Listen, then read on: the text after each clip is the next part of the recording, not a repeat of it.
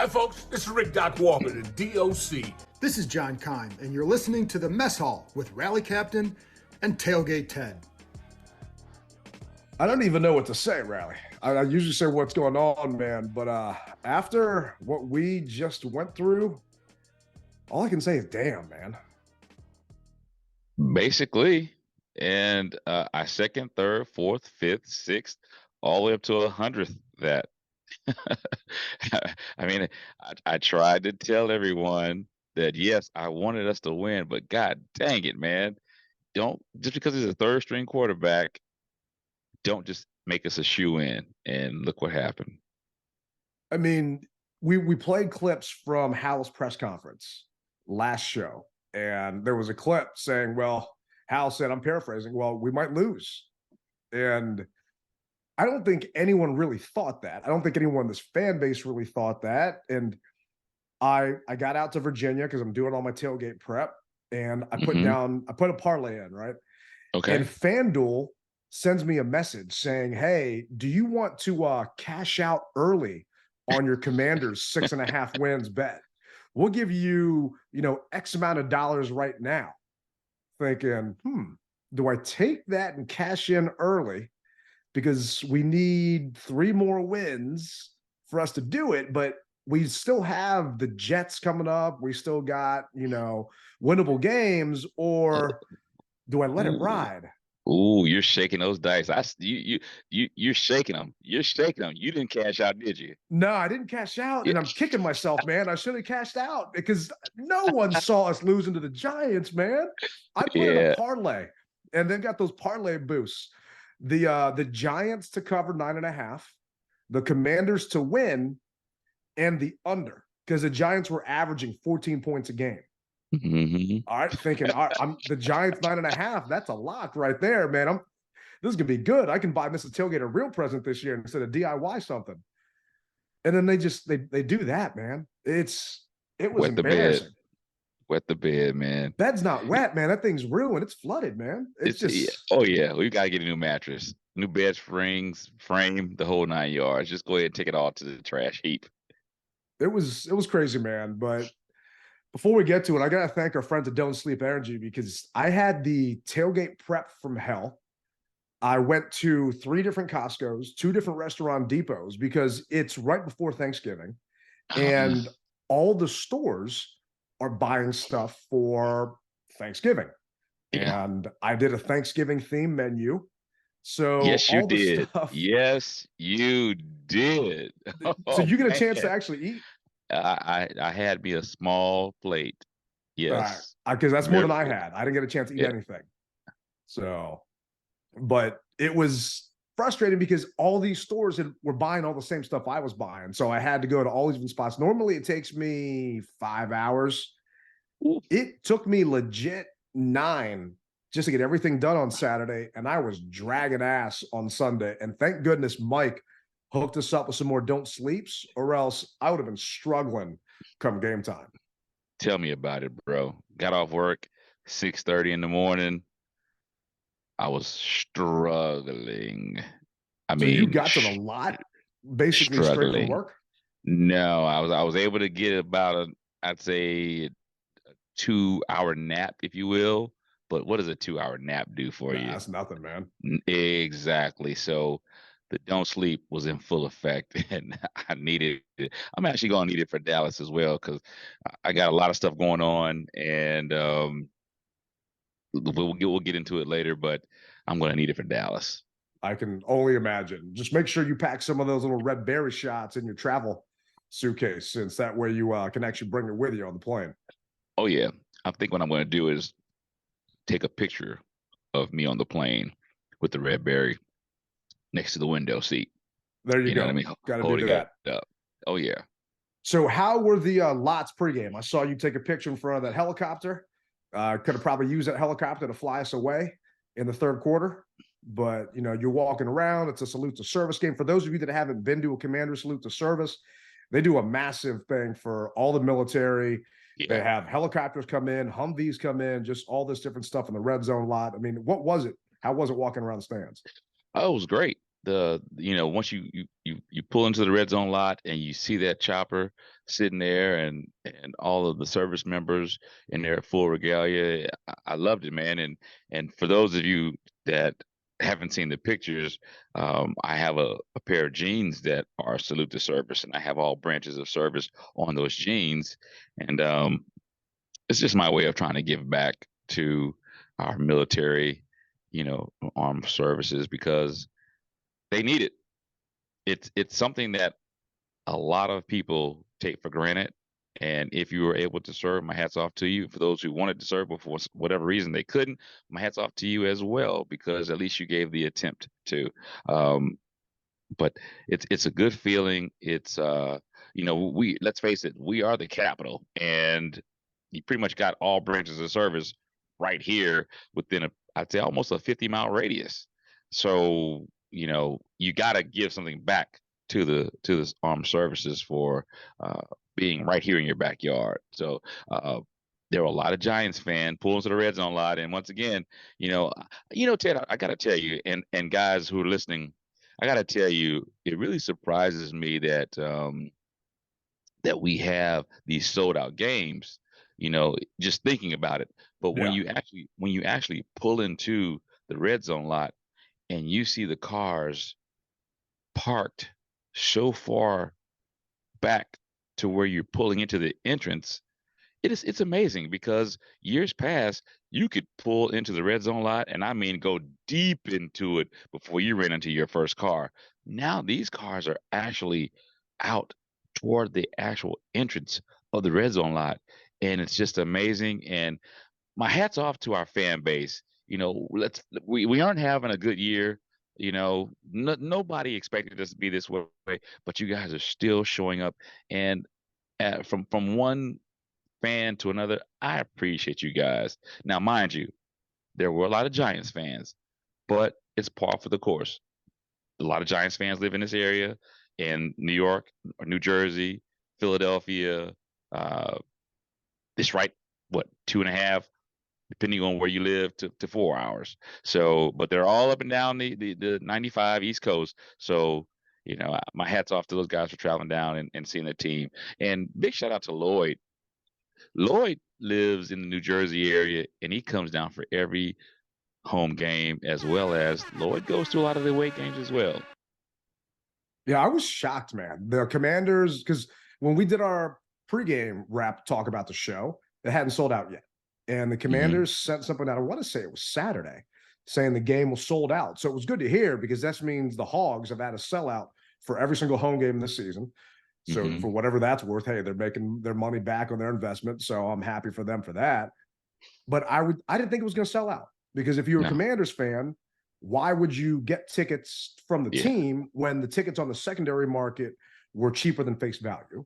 And if you're a Giants fan, unless you're related to Tommy DeVito, why are you going to come down here to come watch this game? And little did I know, it's because they were going to kick our ass. Yeah. I mean, I had a bunch. I mean, this was our busiest tailgate of the season. Partially because Joe Theismann came by and hung out for maybe 30 minutes or so. And Joe set me behind schedule because Joe wanted to cook. And I said cook. I got a couple of videos of Theismann flipping burgers and doing stuff with mushrooms and helping out with the gravy and all this other stuff. Nice. And Joe's doing photo ops with everybody. And how am I going to tell Joe Theismann, Joe, I need you off the grill. You're going too slow.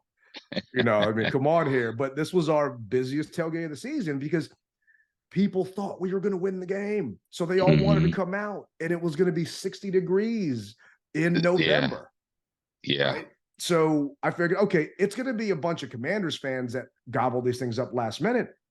I was shocked to see how many Giants fans there were in the stands and walking around the lots and everything else. And they're not abrasive. They don't come at you and talk trash like anyone wearing Kelly green or silver and blue. So they don't really bother me. It was just odd to see them there, considering they're on their third string quarterback. Were you as shocked as me, or you're just, they represent? Well, it's twofold. So from someone who's in the travel industry, you also got to look at a lot of these people bought their tickets well in advance. A lot of the people made their travel plans well in advance. You sometimes, you get non-refundable airfare or non-refundable hotel stays or rental cars or whatever have you. And so why eat the fee when you can still kill two birds with one stone? You can see a football game as well as CDC. So I get it. It's like us right now. We aren't playing well, but people have made these travel arrangements, and you've already paid your money. You're not gonna say no. You know what I mean? Unless you're Yeah. one of these guys who just make these last minute type of deals. I know people who wait last minute and say, I'm going. Well, a lot of people just don't do that. These plans have been made 6 months, 5 months ahead of time. So why waste it? Just go ahead and go. So on one aspect, I am, but on the other aspect, I'm not. Yeah, and I'm a little different. And I'm sure the travel agents, people like that, hate me because what I do is the beginning of the year, when the schedule's announced, I immediately block off my hotel, Mm-hmm. buy my plane tickets, and the hotel I typically do through Marriott because you can cancel up until the day before, whatever, depending on the Mm-hmm. property. And 24 then hours, I'll yeah. typically, I'll do Southwest because that's what I usually fly because we got family and their hubs around there, and you get your money back. Or you get to use it on other credits. So it doesn't really hurt because I never know how we're going to be or what's going on. And I'm not trying to say I'm in fair weather, but I'm not going to go to Green Sounds like Bay. it. I ain't going to Green Bay in December if we're going to get our ass kicked by Aaron Rodgers. That's just me. I'm going to enjoy it from the comfort of my couch. And I will wait until we play them in, September or October. Sounds It's kind of fair just, weatder to me. I mean, I don't I know. hear you. I'm still representing. I'm still watching. I'm Yes, you watching are. my wallet too. I got you. I can't. I don't like when we lost to the Pats like 52-7 years ago. My boys were going up there. I'm like, hey, more power to you. I'll get a lobster roll down here. I'm not going up there for that ass whoop. It's just like we'll see what happens. And hats off to you and to all of our listeners and Commanders fans that are going out to Dallas on a short week. Because I'm not trying to jump ahead, but considering what we just saw on Sunday, I don't know what we're going to see on Thursday. And we're 11-point dogs right now as the sun's setting. I can tell you what you're going to see, and I'm not trying to jump ahead either. You saw how we played Philly both times. That's what you're going to see out of us Thursday, simply because for whatever reason, we play up to our competition and we play down to our competition. And yesterday was a show of us playing down to our competition. We might even squeak away and win this game in Dallas. Mark my words. And that's not the homer in me talking. We're going to have to get to that in a little bit before we jump in to Dallas, because I don't know if I'm going to agree with you there. You don't have to, brother. The world don't move to the beat of just one drum. Let's go. That is true. But this is actually from Ron Rivera's press conference. He was asked if the team was ready to play the Giants this past Sunday. Do you feel like the guys came ready to play early in this thing? Always. They showed up early to play. They were ready to play. They had a good week of practice. It's unfortunate we turned the ball over the first two drills, first two possessions. Do you think the Giants came into it with a different mindset, being a little more desperate? Couldn't tell you what their mindset was. I don't feel like we showed up ready to play, just considering what happened in that game. You had mistakes all up and down. Maybe the defensive line showed up ready to play, but the offensive line didn't. Just going back and looking at the PFF grades and everything else. You're playing. You know what I think? I think the team looked past the Giants. I think that they saw a bad Giants team coming here to FedEx Field that we should have beat in New York. And they see a Cowboys team just on the horizon and a couple on the sleeps and a wake up. And they just completely didn't care about this team. And even if they had good practices, they looked past these guys and looked past Tommy DeVito and looked past Saquon Barkley and looked past Kayvon Thibodeau. And next thing you know, that's what happens. Yeah. Well, I'm going to say this. I feel that you know as well as I do, and our listeners know that football is a two-facet game. You got to be mentally prepared as well as physically prepared. So the guys were prepared on one aspect of it, physically, but mentally they weren't, because mentally you don't allow guys to punch the ball out. You don't fumble the ball. There's certain things that you just don't do if you're mentally prepared. Now, granted, every once in a while, yes, it does happen. Everyone can get a lucky punch in and knock that football out. But if you're mentally prepared, it very rarely happens. And so that's what I'm going to say. Physically, oh, I believe they were prepared. Mentally, it doesn't show it. And no matter what he says, you don't make those type of mistakes. Yeah. You had 6 turnovers. Mm-hmm. You cannot win a game with 6 turnovers. Just plain and simple. Logan Thomas had that fumble.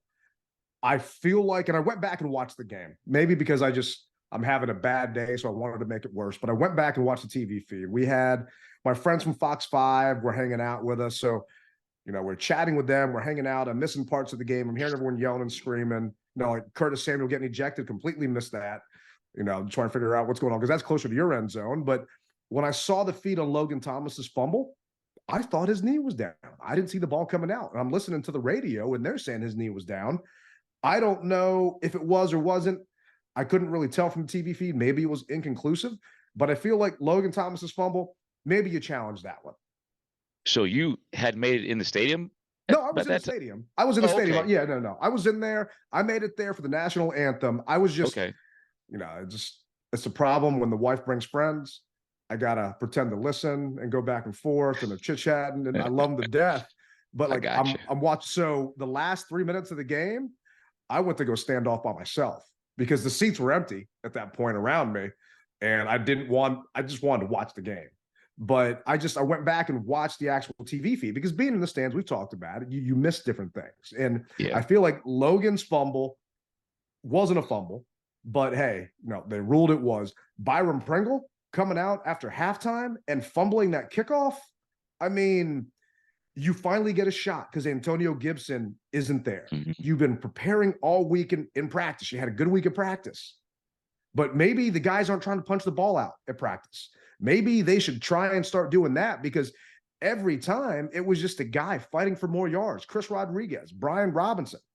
I mean, guy fighting for more yards. Trying to do too much. And right when they're about to go to the ground, the ball gets punched out. And 4 times? It was absurd, man. Yeah. Trying to do too much. I mean, last week it was Howell in Seattle. He was trying to do too much, get that last little bit of yard. They stood him up instead of just going to the ground. And this week it comes back to bite us in the butt again. So that's why I said mentally, I don't feel that we were prepared. And as well as I do that in 2 days in a wake up, you gotta be firing on all cylinders because the best or one of the best regular season teams will be facing them. Notice I said regular season teams. So, yeah, and I'm going to stick by that. The Dallas Cowboys are one of the best regular season teams that you'll ever face. And I don't care who the opponent is, but those playoffs is another thing that I don't got to talk about right now. But so you got to be firing on all cylinders. And that goes as far as the coaches as well. And so we see my hat goes off and my heart goes out to Effie about it. He apparently, for what I'm hearing, is he had multiple fractures on his leg. He's done. He had surgery. Yeah, and it goes back to these pieces. I keep talking about it. You have to keep putting these pieces in this puzzle together until they fit. And for whatever reason, he went down and bless him. So now that other piece that you've been talking about all this time, you got to put it in there and you got to figure it out. And it's going to be on the fly because you don't have many days to prepare. So figure the pieces out and put them in there. You got nothing to lose. Yeah, it's just, you don't. And some fans actually want you to lose at this point. Oh yeah, I've got friends that are Giants fans that I haven't heard from in I don't know how long. I mean, maybe the word friend is probably a stretch. Acquaintances. Yeah, they're texting me saying, "Can you please win this game? You're messing up our draft pick." And I didn't even bother acknowledging them, replying back to them, and they'll probably see this in a tweet or something that, I'm ignoring them or whatever. But I'm sorry, I'm not thinking about draft picks. I'm not thinking about status for next year. To me, it's all about this season. Let the chips fall where they may. I want to win every single game we possibly can, even if it's meaningless, even if we literally have a 1% chance of making the playoffs. Winning is contagious, and you can build off of it, and that's what I want. Yeah. And you get what pick you get based upon that. And maybe that's foolish, but it's not like we've done the best with draft picks anyway. And I know it's going to be new people drafting these players, but to me, winning is contagious. And Sam and this young team understanding and knowing what it's like to win in the NFL, because they were all winners on a collegiate level, but winning in the NFL, once you get a taste of that, you want it again, and it makes you hungry. And that's why I always have an issue with fans saying, whoa, what does it matter if we get in the playoffs? We're just going to get kicked out the first round. It matters because your team got a chance to get there. They know what it takes to get there, and they want to experience that again. That's why it matters. And that's why yesterday's game hurt me so much, man. And I've talked about how I try not let these games faze me, because when I expect to lose, then it doesn't really bother me as much. But when I expect to win, like this past Sunday, dude. Temper those expectations, bro.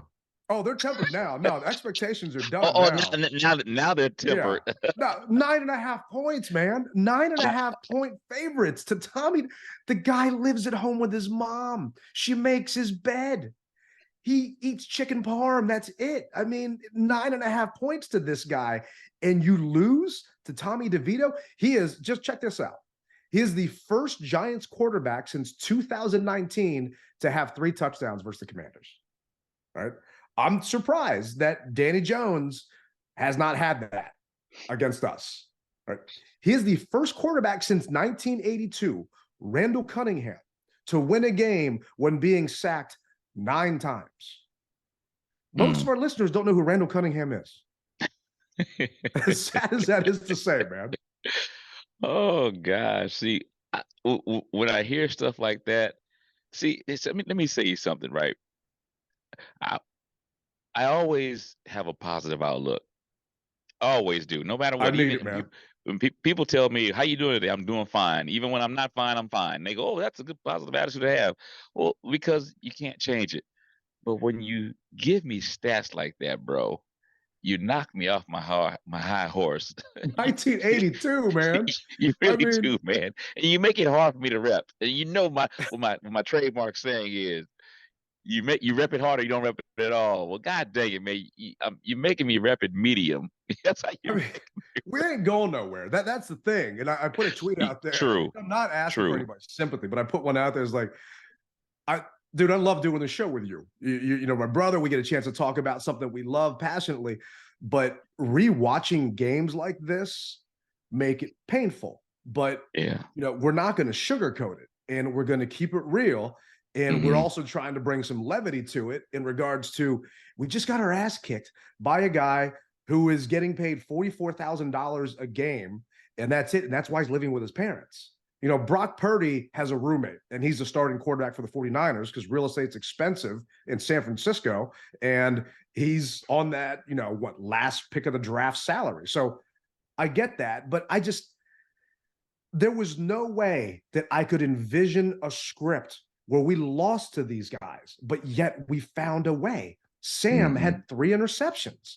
That first interception to Diami, and I went back and watched that play on slow-mo, I felt like Diami almost stumbled on the route or just gave up a little bit on the route, like he didn't think Sam was going to throw it, and Sam overthrew it. And there could have been 2 more interceptions that Sam threw that was just so frustrating. Well, okay. You talk about the bad. What about that laser that he threw to Jahan? It was good. That pass was a laser, and it lets me know that when he needs to put some fire on it, he can. So, I got it, man. I get it. It was a bad performance. He can make all the throws. And to me, this does not fuel fire for Sam isn't the guy. I still feel that Sam's the guy. Some of our listeners don't listen to Be Mitchum Family. We got people in Germany listening. Shout out to you guys. But they do a segment on Fridays called Ask B Mitch Anything. So I asked B, just like I asked you and told you, is it okay for me to fall in love with Sam? Just the whole thing we talked about in the last pod. Like, I don't know what's going to happen with a new GM, if he's going to keep Sam here or what's he going to do. Sam can make every single throw. We know he can do it. And if he has time, he can definitely be the quarterback. But our offensive line did him no help this week. They gave him no help. He was 31 of 45. He got sacked 4 times. And did you see what Kayvon Thibodeau said to Charles Leno? Something about thank you. I heard vaguely and briefly, so I didn't commit it to memory, but something about thank you for something. And I'm sure that you're going to have the clip to let all of us know what he had to say. Let's hear it. So thank goodness there's no audio for this, but he walked up to Leno just before halftime and told Leno thank you. And Leno responded and said, for what? Thibodeau said, for the 10 sacks I'm going to get today. Because not 10 sacks for the actual game, because we got 9, but for him to get to 10.5 sacks for the season. And we saw what happened last year. And I understand that Bieniemy wasn't here last year, but Leno got beat like a drum against Thibodeau. And we needed to win one of those 2 Giants games. For those that don't remember, we played the Giants back to back. We just had a bye week in between. And Thibodeau killed us both games. Yeah. And guess what? He did the same thing this week. He had back-to-back sacks on Leno in the fourth quarter.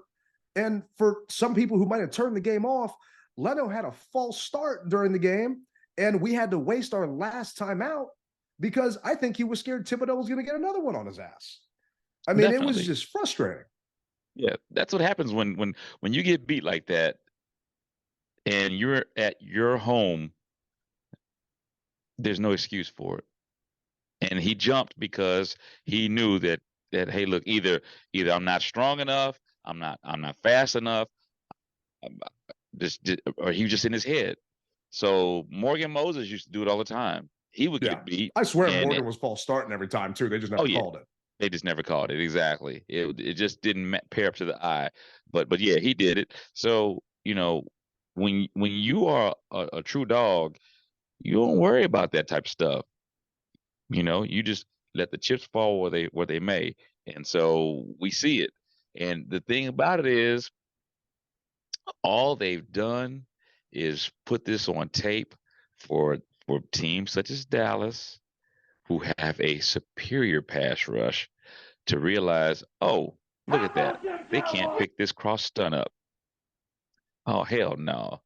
Hell no. No, man. Oh, my goodness. Anyway, we put things on tape to say, oh, they can't pick this double stunt up or this double move. We're going to eat their lunch. So what do you do, man? So now it comes down to Coach EB.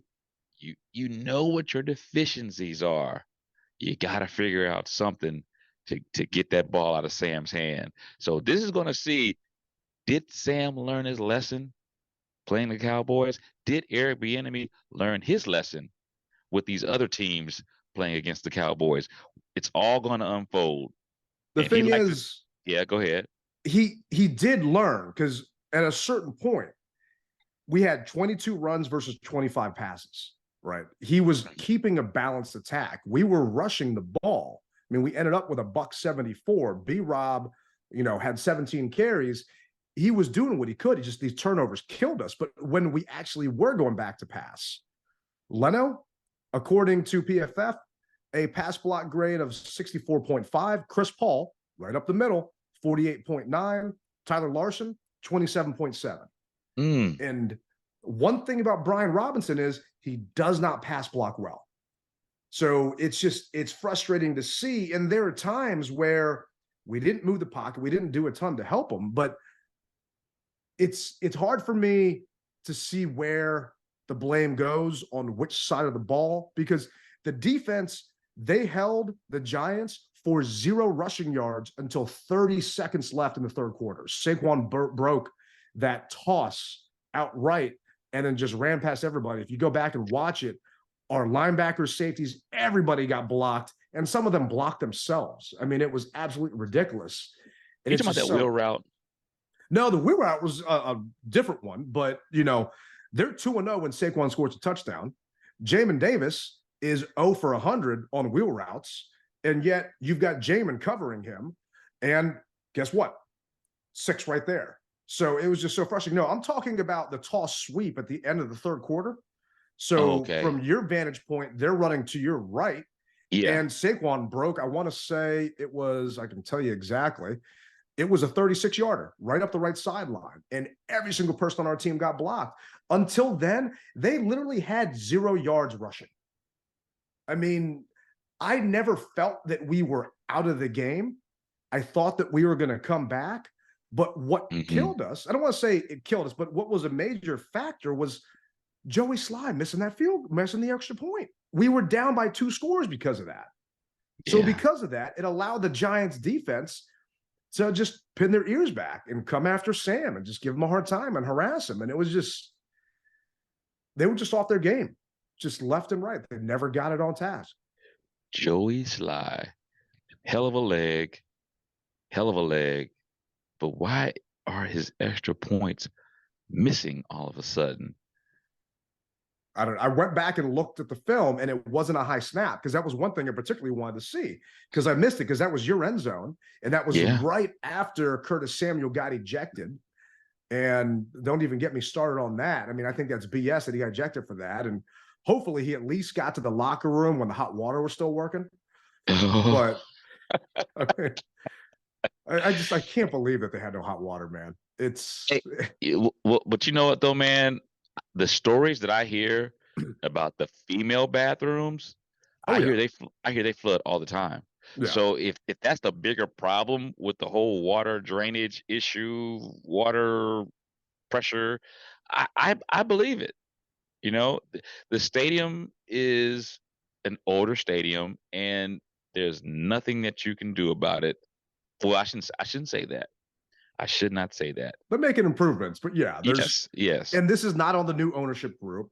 No, the old ownership neglected to make any improvements, and that's why a lot of those people are gone. That's why it's all new people there, and improvements are being made. It's just salt on top of the wound. When Adam Schefter is tweeting out that the Giants can't take showers, and they were talking about how the guys had to literally use water bottles to clean the dirt off of them because you couldn't take a shower after the game. It's so just cold. Embarrassing.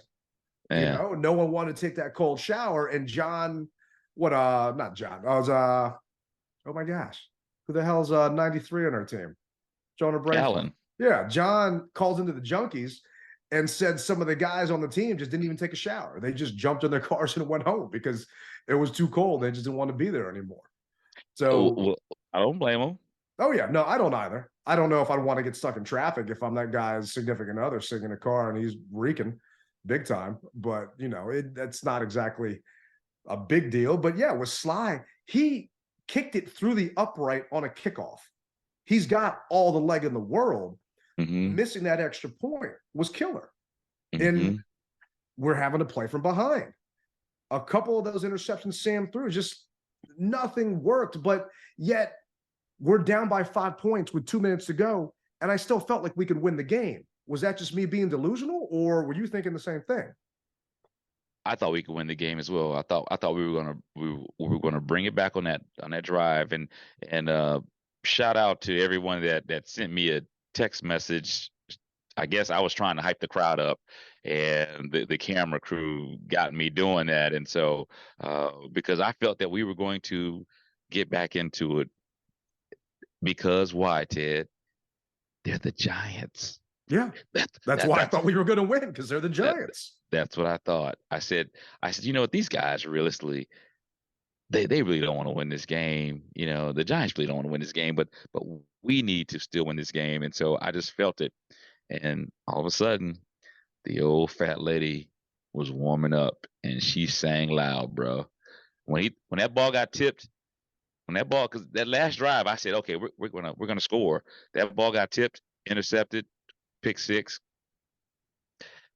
It was done. It was, and this is actually what Sam had to say about the turnovers. I mean, when you turn the ball over that many times, you're not going to win games. And it starts with me. I got to do a better job taking care of the football. I didn't give my team a chance to win today, but we all just got to be better. I thought we moved the ball well throughout the game, but just too many turnovers. And no matter who you're playing in the NFL, if you turn the ball over that many times, you're not going to win. And so we just got to be better. Got a short week, so I'm going to go on tomorrow and do everything we can and try to win a game on Thursday. I'm sure there's a stat out there where turnovers equal to X, Y, and Z and winning percentage and this and that, but we just kept shooting ourselves in the foot. I mean, we just cheddar bobbed it all over the place. And the defense can only hold on for so long, man. 8 Mile. Yeah. Oh, yeah. Or Plaxico burst it. They can't. They can't. And here we are, 2 days in a wake up. What are we going to do, man? It sounds worse when you say it, man. If I say 4 days, I don't feel as bad, but 2 days in a wake up, it scares me. And a lot of fans were saying, hey, fire Rivera, this and that. Like, just realistically, guys, do you think you're not going to fire Rivera going into a short week? You're not going to get rid of the guy when you've got to play Dallas on Thursday. And I don't know, man. They have to put it in perspective. They have to put it in perspective. The whole reason why Ron is here right now and the staff is here right now is because they took over the squad with basically a month before the season started. This is no different. This is a short week. Nothing is going to move right now. In your mind, you may want it to, but it's just not going to happen. Now, after Friday's game, depending on how bad you stink the joint up, possibly. Depending on after the bye or before the bye, possibly. So you may get your wish, but once you get your wish, and let's just say doom and gloom, we lose all the rest of these games. Is that what you really want? You want to put all the pressure now on hypothetically EB to be the head coach, call plays, do the whole 9 yards, and then possibly lose all the games. And if that's what you want, you may get your wish, but you can't have it both ways. I mean, there are fans that just all they care about is getting a better draft pick. And, hey, it's people root for this team in different ways. Some people just like, I don't know how many times I put a tweet out, like, why are you still going to games? All those trolls that just go back and forth. And like, I was, talking about how if I wasn't in public, I might have shed a tear after that loss. Right. And this guy is sitting there giving me a hard time saying, I can't believe you're going to cry about this team. Like, well, there's something called hyperbole. And if you don't know what that means, look it up. But I'm telling that to our listeners, look it up if you don't understand what it means. But realistically, I'm not shy. I love this team. I care about this team. I wouldn't be doing a podcast about it. Wouldn't be busting my ass at the tailgate, everything else. You love this team. You travel to every single game. I mean, I'm not sure if we're allowed to talk about what happened and the interviews and stuff at the tailgate, but I'm just happy to see you're getting like the pub that you really deserve. And I wear my emotions on my sleeve. There's been times when I have shed tears about this stupid football team, but it's because I love them so much. And I am thankful that apathy hasn't set in, because for a bunch of this fan base, it has. And those are the trolls that say they don't care, but yet they follow Commander's Twitter, or they follow me, or they follow JP, like all these other people. They follow me. Yeah. Like, if you don't care about this team, then why are you flooding your Twitter timeline with, because all I talk about is Commander stuff and food, and me going to the Wizards game just because I'm a glutton for punishment. So why follow if you don't care? Two things real quick. One is, for a while, the tweets stopped about, why are you spending your money? Can't you think of something better to do with it? And my reply, my rebuttal is always, whose money is it?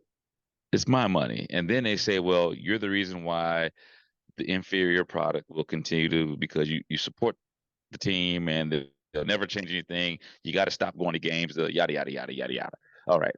That's not going to happen, because that's what I enjoy doing. Moving on. For the longest time, as fans, we wanted what? A black jersey. We wanted to have something that was black. Well, all these other teams have a black shirt. I don't know how many times I heard we want something black. Commanders, Redskins, whatever have you. You got your wish. Now that the team isn't playing well, now what are you hearing people saying? You're hearing them say, "I think it's time for us to go away from the black."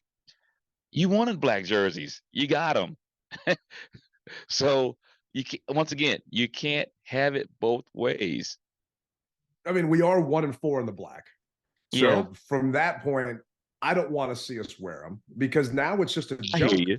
that we wore black to our own funeral. Because really, Sunday was Ron Rivera's funeral. And if it weren't for a short week, someone would probably be let go today. And this is actually what Ron had to say about talking to ownership.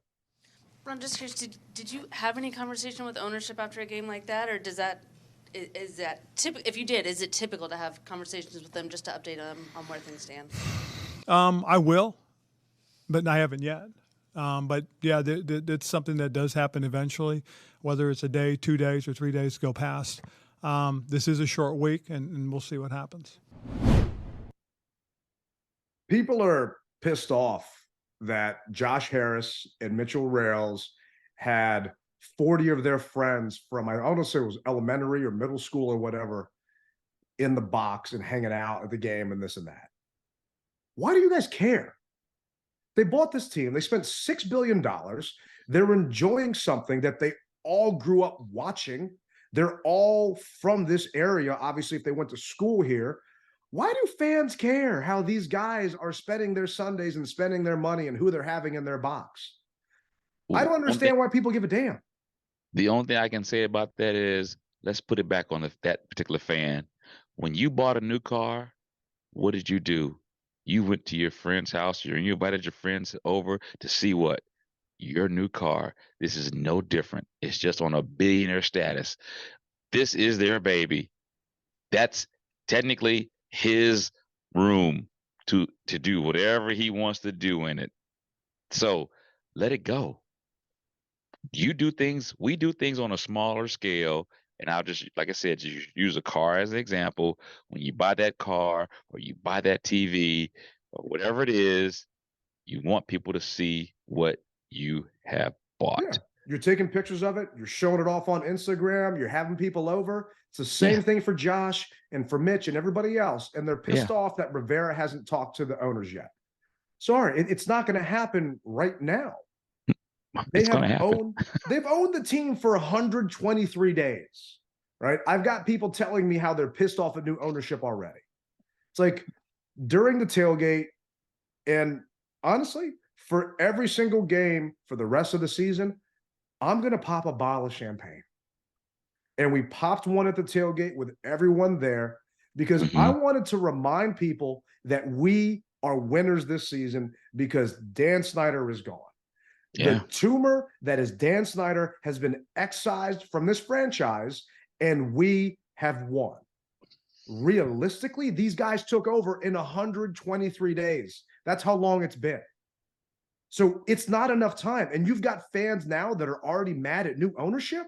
Do you guys not remember the hell that we lived through with Dan and the debacle that was Bruce Allen and that whole mess and McLuhan and Marty Schottenheimer and Shanahan and just Dan picking drafts from his yacht? And now the Carolina Panthers are talking about how they didn't want Bryce Young. They wanted CJ Stroud, but their owner called in the Bryce Young pick and wanted him versus Stroud. And now the Panthers are 1-8. You guys not remember that used to be us? Yeah. We finally have new people here that love this team, and you're mad at them for wanting to show it off with their friends? If you're going to be pissed off, put it where it's deserved, at Ron Rivera for what we just saw on Sunday, and at Marty Herney and Mayhew and all those guys for constructing this roster, because they're just not a good team. And shame on me for thinking they were, but I can't believe that people are starting to turn on the Hogs, man. I don't want to say it's driving me crazy, but it just pisses me off. Well, Ted, you know as well as I do, man, that this is very cliche, but we are the microwave society. Oh yeah. And they want to put it on 3 seconds and win a Super Bowl. And it doesn't work that way. It just doesn't. At least not for this team, it doesn't. Maybe for some other teams it may, but for this team it doesn't. What I will say is, and I told everyone to temper their expectations. As you said, we won, even though we don't want to believe we won, when Dan Snyder sold the team. So now it's just a matter of going through the formalities that we need to go through. And everyone is going to get their wish. The writing's on the wall. Unless we just happen to go on a run of winning, 8 games, which I don't see that happening.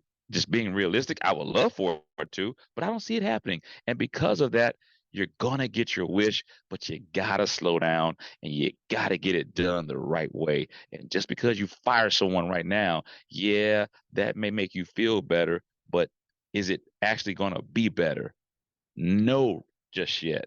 It's going to happen. So just sit back, continue to pop your popcorn, and be ready for the show because it's going to happen. And forget the popcorn. Get the champagne. Just enjoy that. Okay. That little, like the Napoleon movie, that should be about Snyder. That little twit running around FedEx Field and everything else, this and that. I mean, just enjoy that.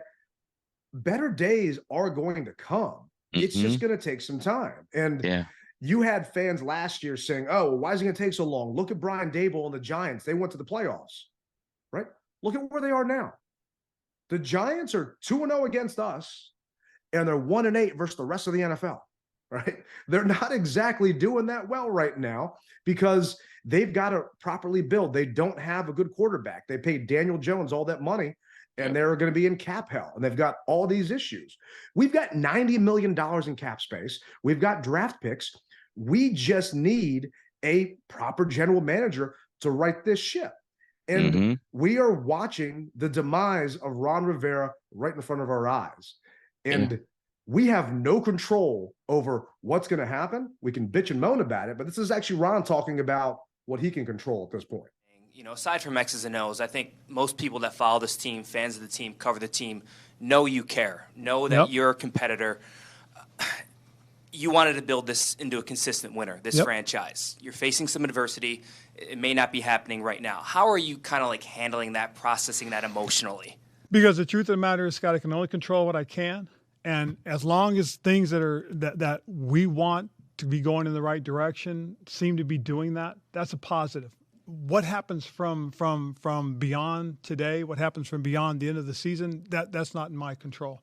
So everything I'm going to do is just focusing on today. I mean, the now and present, that's the only thing I have. And that's what I'll do. I'm trying to get that across to the players as well. I can't focus on what I can't control. I can only control what's going on right now with this football team this day. Focusing on what he can't control, that's the part that why I do feel Ron has failed all of us. This is a 4-year plan. And I want to go back and look at the roster.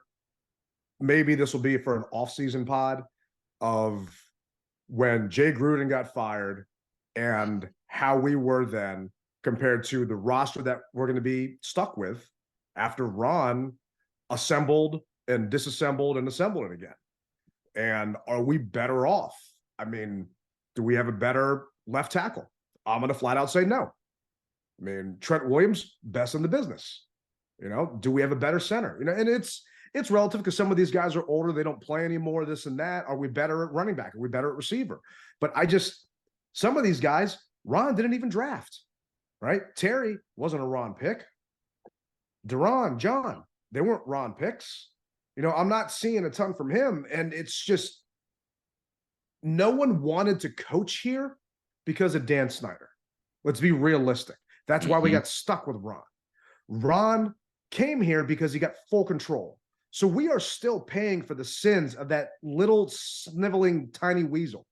And it is what it is. Yeah. But house is going to be cleaned. Yeah.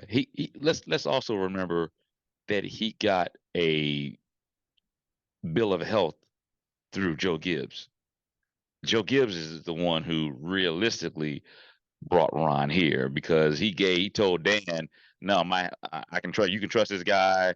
And so because of it, Joe's being recommendation is a 95% of the reason why Ron is here, which it is what it is. Yeah. And I guess to me, it's, did Dan ask Joe, hey, I've got these 5 names. Which of these 5 names would you recommend? No name guys or, Ron Rivera, a guy from Carolina. Joe's headquarters is down in Carolina at that point. And, they know each other. They see each other down there from, NASCAR, whatever else. So, okay. But it's realistically, I think any other ownership group that was stable would have gotten rid of him by now. And I do think that changes need to be made. And this is actually Ron talking about potential changes. With your experience in the NFL as a player and a coach, where this team and franchise is at right now, do you think there needs to be some sort of a change, whether that's personnel or in the coaching staff? I'm not going to discuss those kinds of things right now. What we're going to do is we're going to evaluate everything we do, and we'll continue to do that. Is Jack Del Rio going to be employed come Friday morning? I don't know. And we talked about it. And at this point, you know what? Give someone else a shot. It'll be week 13 come Friday morning. And going into this matchup versus Dallas, they were 7th in power rankings and they played the Panthers. They kicked their ass 33-10. The new rankings aren't out this week, so no need to worry about me asking you what you think they're going to be. I wouldn't answer. Yeah. Realistically, going into the matchup this week against Dallas, I love Thanksgiving, but I am dreading Thursday, man. Well, see, I look at it differently. I'm not dreading Thursday. I'm really not. Because once again, it gives me an opportunity to see Texas, which I enjoy Texas. I really do. Even though our foe is in Texas, I don't look at it that way. I get to see all of the fans that are coming in town to meet and greet, and we are even having a rally down there. It's an unofficial official fan rally. The team isn't doing a rally down there this Sunday, or excuse me, this Thursday or Wednesday. I'm all jacked up, as you can see. I need some don't sleep, but Wednesday night, and I've had a ton of feedback from fans that are saying that they're coming. I mean, large groups of people. So that's what I'm looking forward to. I always tell people, do not let the play on the field deter your fan experience. And that's how you have to look at it, because our fan base is so diverse and so deep to where seeing everybody coming together, that's what makes it up for me. And I've always said winning the game is icing on the cake. But because I've been able to experience all those other things, I still was able to eat cake. And sometimes the cake is better without the icing. I hear you. And if I was making the trip out there, I think it'd be a different story. But we're doing Thanksgiving early. Told the wife, we got to eat at 11. Because I got to make sure my food digests before the game comes on, because I don't want to risk throwing it back up. Right? Oh, gosh. We're not having anybody over because I don't want to yell and piss everyone off that's at my house and kick him out of my house. Not that I kick him out of the house, but I don't want to be around anybody for this game. I've been to Dallas before, right? Yeah. And I've never been out there for Thanksgiving because I refuse to ruin my Thanksgiving and be out in Texas. Good for you. You like Texas? I hate the state, right? If I have to pay extra money to bypass a layover at Dallas-Fort Worth, I will. I don't care. I'm not a fan of that place at all. I Barbecue's even hate good. Texas barbecue. I'm sorry. Not going to touch it. What? To me, Kansas City barbecue over Texas any day. Anything that has to do with Texas, I don't care what it is. All right. And I was asked a question by, a reporter saying, why do Commanders fans hate Dallas? And to me, it's how you're raised. You don't like the Cowboys. And I understand we're not the Redskins anymore. We're the Commanders. So there's technically no rivalry with the names per se, but anything Dallas, I cannot stand. I had to fly through Houston to get to Mexico, and I was pissed, man. I was not happy about it, but that's the only way I could get to Mexico. when I went out there. And I guess I'm a little biased because I had to live in Texas for so many years, and so I kind of adopted, the food, the boots. Hey, I like it. I do. Now, you didn't hear me say like the Cowboys. Boots? You had Cowboy boots? I still have Cowboy. I need pictures of this, man. I've got about 6 pair of Cowboy boots. I love them. Most comfortable thing in the world. They are. Oh man. I can't. Are you going to wear Cowboy boots to the rally on Wednesday? No, sir. You're going to be in Texas. Why not? Why not break them out? You do a little boot scoot boogie? Because they don't fit what I'm going to be wearing. Now, actually, you know what? I could probably put a pair of ropers on and it would go very well with what I'm going to wear, but I'm more of a sneakers guy. But what the hell is a rope? The only roper I know is Mr. Roper from Three's Company. What the hell is a roper?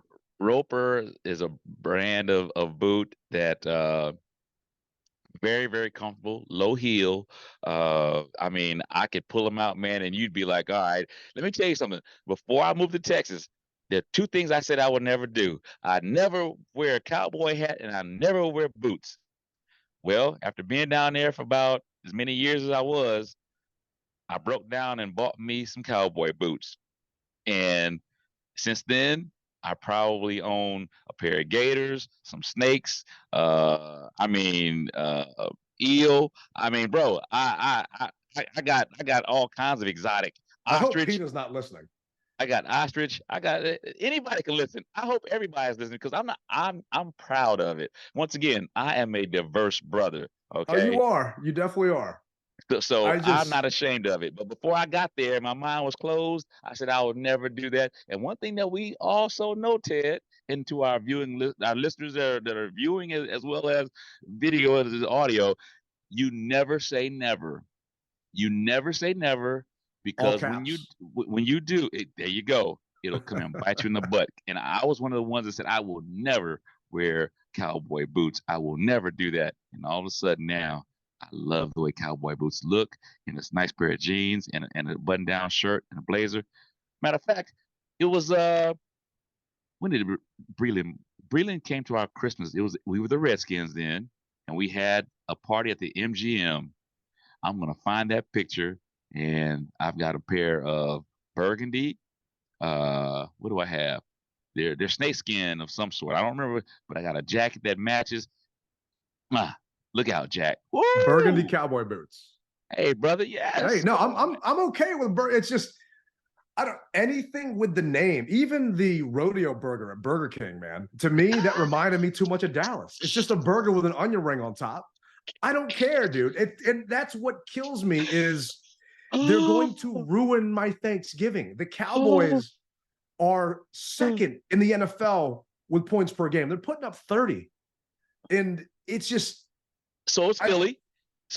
And we hung in there with them. Philly's not putting up 30 points a game. Philly's offense has got problems. AJ Brown just owns us and just scores all night long. So I don't give a rat's back behind. I don't care. The fact is, we're going to play up to this competition. That's what I know. We're going to play up to unless I gotta put this caveat in there. Unless the guys have said screw it. If the guys have said screw it, then no matter who we could play doggone Baloo, and Baloo would beat us. Baloo High School would beat us. But if the guys have not actually thrown the towel in, then we have an opportunity to hang with these guys. And I feel that it's going to be a close game. And I'm not going to say we're going to win it, but it's going to be like how Philly was. That's what I'm predicting, bro. That it's going to be just like how Philly was, and it's going to be a nail biter. And we're going to be hearing Eric Bieniemy say, we did just enough to entertain some folks, but we didn't win. That's what you're going to see and hear. I'm hoping I'm entertained on Thursday. I'm hoping I get a good meal. I'm full and I'm entertained on Thursday because week 1, they beat the Giants 40-0, right? They beat the Jets 30-10, right? This was an anomaly. They lost to the Cardinals 16-28. So maybe that Cowboys show up. Mm-hmm. They killed the Patriots 38-3. And then they got boat raced by the 49ers 10-42, right? Mm-hmm. I mean, these guys, they're a good team. They're not as good as Philly. But the thing that scares me is their defense right now and the way our offensive line looks. Kayvon Thibodeau, I think, just ran past Charles Leno right now. I mean, that's how, I'm sorry, it's just, that's how bad it is, dude. And man. What do we think Micah Parsons is going to do? And I'm not saying that we can't stop them, because the Cowboys had everything to play for last year, if I'm not mistaken. They're still playing for playoff position, and we beat them at home, and Sam beat them. And who knows if this offensive line and that offensive line, where they are ranking wise. I mean, we had horrible guards last year. Our guards this year aren't doing too well. But I feel that the train's falling off the track right now. The wheels are falling off Rivera's car, because the writing's on the wall that these guys are gone.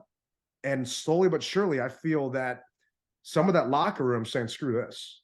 And maybe I'm wrong, but body language, I feel that that's kind of where it is right now. I'm a huge proponent of body language, and I just believe that I've seen them up and I've seen them down, but something tells me that we're going to play above our expectations and keep this game close, providing that they do care. And it's going to be on national TV. It's, everyone's watching. It's the only game on at that point, and you don't want to be embarrassed. And I'm not saying that Terry doesn't care and this and that, but Curtis Samuel's not going to be here next year. Maybe a lot of guys aren't going to be here next year. And looking at the injury list, now they didn't have a real practice today, but, we talked about F.A. Obata. He's gone. And, hearts go out to F.A. He's a free agent. He doesn't have a contract now at this point, and he's done. So I don't know what's going to happen with him. Alex Harma, hamstring, did not practice. Emmanuel Forbes Jr. would have been a DNP. And this is all estimation because they didn't actually practice today. DeJohn Harris, quad. James Smith-Williams, hamstring. Sam Cosmi, chest, would have been limited. Antonio Gibson, his toe, would have been limited. Quan Martin, shoulder, would have been limited. Cody Barton, good news is they activated his 21-day clock. I never thought I would be so happy to see that Cody Barton might be coming back, man. Speaks volumes. Speaks volumes. It's crazy to say that I miss Cody Barton. That's kind of where we got right now, because David Mayo, I just feel that he's a liability, and Jamin Davis is a liability when it comes to coverage. And Dallas has some tight end threats, and they've got some weapons over there. And from an offensive perspective, if we don't turn the ball over 6 times, we can put up points. Yeah. So can the defense, because I think it's going to be somewhat of a shootout, but let's be real. Dallas had a bye week this past week. I mean, they played the 1-8 Panthers, so it's not like they had to overextend themselves, and our guys couldn't even take a shower. Well, maybe that cold water did them some good. It may have woken them up to face the Cowboys. And they don't like the Cowboys like we don't like the Cowboys. So I'm telling you, it's going to be a good game. And if not, I will eat some crow, bro. If not, you got to post a picture of you and your Cowboy getup. I don't have a problem. Wait a minute. I don't have a Cowboy getup. You got a hat and you got boots. That's a getup. I don't have a hat anymore. I had a hat years ago. I have boots now. I have boots. Not a Cowboy hat. An old school picture. I'm trying to think. Did I even take any pictures with a Cowboy? No, I didn't take any pictures with a Cowboy, but I have plenty of pictures with me in boots on. So I will. A Polaroid picture we can find or something from back in the day? Or no. Yeah, I'll put it this way. I'll have to dig, but I don't believe so. I gotcha. I definitely know boots, but not hat, boot and hat. I appreciate your optimism, and I mean, for you, how do we win? I mean, do you have a game plan that we can maybe send to Ashburn? A carrier pigeon to Ron's house? What are your keys for us to win this Thursday in 2 sleeps and a wake up? Well, what we're going to have to do is you really are going to have to balance the run with the pass. And I'm not sure how you're going to be able to do it. Is the pass going to set the run up, or as we know, EB likes to pass to set the run up. So you're going to have to figure something out as far as that's concerned. I think that you're going to have to get the ball out of Sam's hands fast, whether it be quick screen, whether it be slants, and when you see that one-on-one coverage, I believe you're going to have the refs on our side this game to throw that ball up there to create a PI. I think that that's the way that we're going to be able to win this game. And also, Coach Bieniemy is going to have to call a hell of a game. And I'm really interested to know, when we played Dallas in Dallas, Sam didn't suit up for that, but No, he was he there. wouldn't have. He wouldn't have suited up, but he was at least still there in plain clothes, right? So he knows how loud. I don't know. I mean, Antonio Pierce is having his practice squad guys go out, but I don't know if or why Sam would have been out there for that game. Yeah, I'm trying to think, and the reason why I bring that up is because he said that Seattle was the loudest stadium he's been to, but if he's never played in Dallas, that stadium can get very loud as well. Oh, on Thanksgiving too? All those Yes. drunk Cowboy fans from stuffing themselves outside? Yeah, I'm sure it's gonna be loud. So that's what I'm interested to know, the pregame preparation for this, because like I said, he said that Seattle was the loudest stadium he's ever played at, or Virginia Tech, and now Seattle. So I'm not sure if he was there when we played them last year. Did he make the trip or not? So that's going to be interesting to me to see how he handles that adversity to be able to become victorious. What about you, man? I need this offensive line to earn a paycheck. I mean, Micah Parsons has 10 sacks for the year. I mean, Charles Leno is the butt of everybody's jokes right now because Thibodeau did what he did to him. And Tyler Larson, at this point, is he playing himself out and Nick Gates coming back in? I don't think that's going to help anybody. I don't think it's going to happen because Larson's going to be able to call the blitz pickups easier. But Bieniemy, round 2 versus Wink, I think Wink got the best of him again because they brought the blitz. And guess what Dallas is going to do? They're going to blitz. They're going to bring pressure. And we need this offensive line to protect Sam. He's getting blitzed up the middle.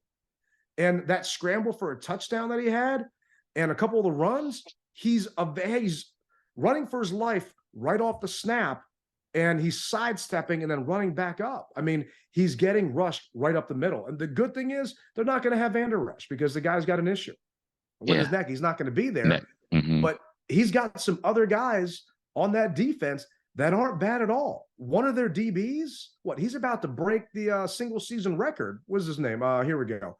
Deron Bland. He's about to break the record for pick sixes. He's already tied the record right now. He just needs one more to break it. So the fact that everybody knows we're going to try and do quick game, that's what also terrifies me, is they're going to press.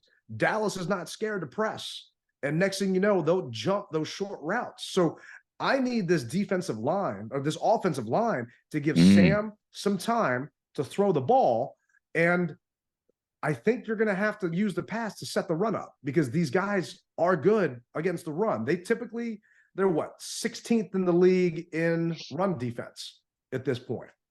So passing, they are 4th. No, passing yards per game, they are 2nd. So, I mean, Dallas's pass attack, they're not bad at all, man. They are 2nd in the league in sacks. And all that goes out the window with a short week because you don't get a chance to prep as much. Today's Monday. That was actually treated like a Wednesday from the Commander's perspective. Tuesday is going to seem like a Thursday, and Wednesday is just a walkthrough day, and then they hop on a plane to get out there. Dallas has the advantage because they're already at home, so who knows what it is, but I need the offensive line to step up and protect Sam. They all ran to his defense during that fight that broke out after you scored that touchdown. Maybe replay that play in your head every single time you're lining up against these guys and actually block for Sam so he doesn't get hit every single freaking play. Yeah, man, you bring a lot to the table, and I can't disagree with anything that you said. I'm hoping that this is the week that we can get it done, or at least make it entertaining and not a blowout. So who's your don't sleep player that has to get it done so it's entertaining or not a blowout?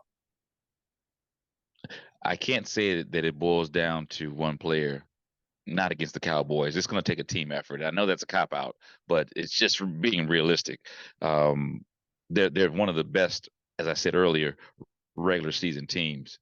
Don't care about what happens in the playoffs, but regular season team, they're one of the best. So the ball has got to be distributed evenly, quick and fast.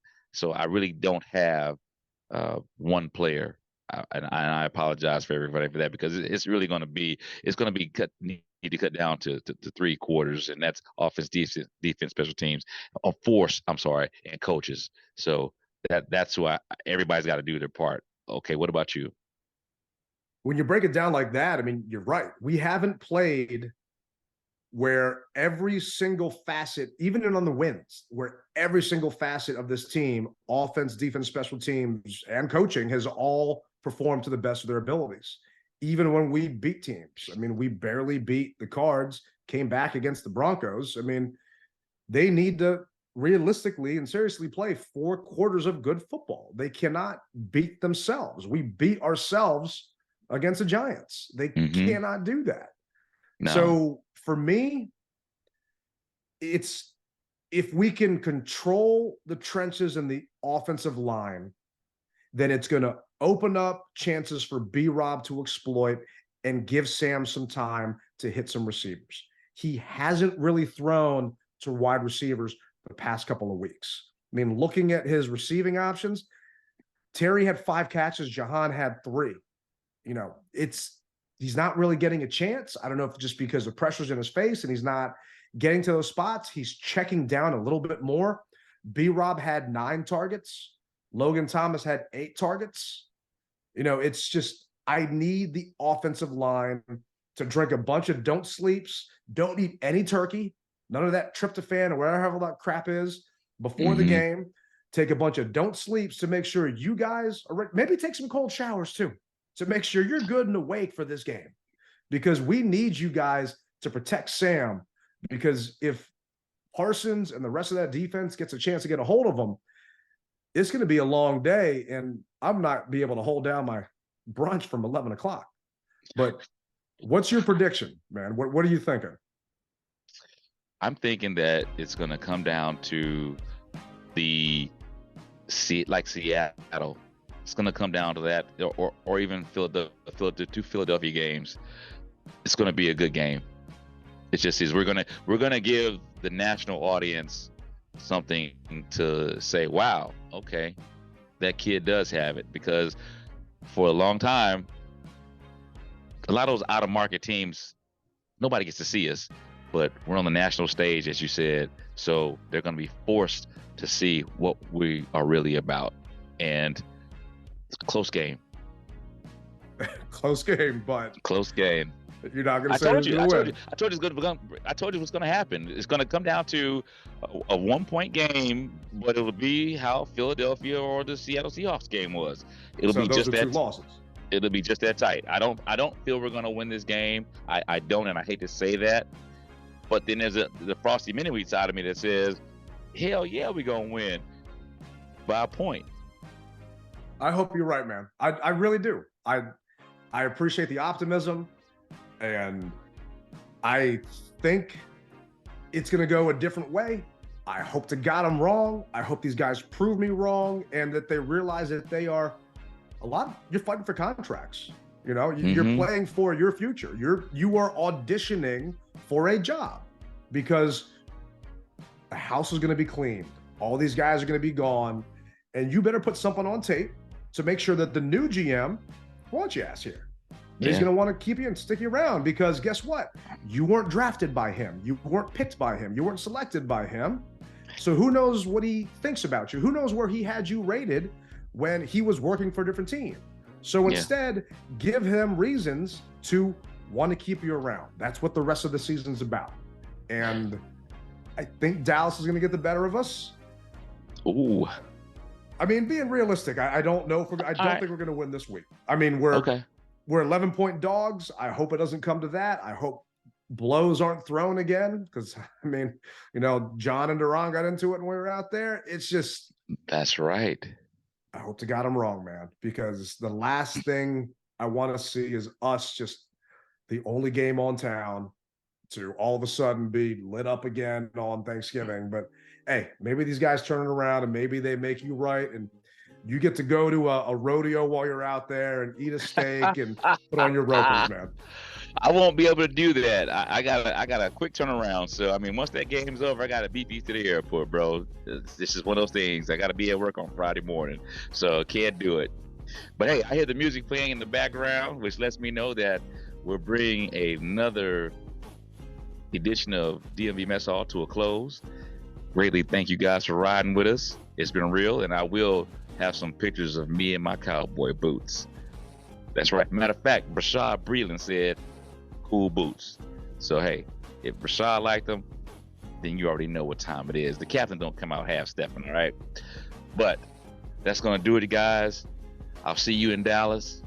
Remember, you rep it hard, or you don't rep it at all. Tailgate Ted, Rally Captain. Deuces.